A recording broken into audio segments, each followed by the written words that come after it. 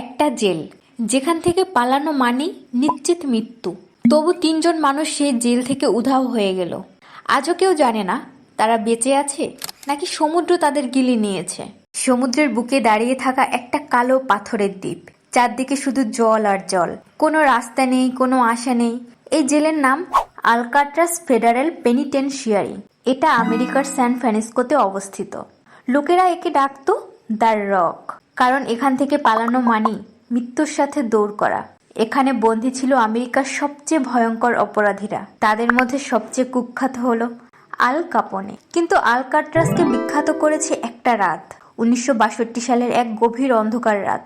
তিনজন কয়েদি মাসের পর মাস একটা অসম্ভব প্ল্যান বানায়। তারা সাবান, কাগজ আর চুল দিয়ে নিজেদের মতো দেখতে হুবাহু নকল মাথা বানায়। রাতে পাহারাদার এসে দেখে সবাই ঘুমোচ্ছে, কিন্তু বাস্তবে তখন তিনজন দেয়ালের ভেন্ট ভেঙে হাওয়ার মতো বেরিয়ে গেছে। চুপি চুপি বানানো এক ছোট্ট ভেলায় চড়ে বসে তারা। তারপর একসাথে ঝাঁপ দেয় হিমশীতল অন্ধকার সমুদ্রে।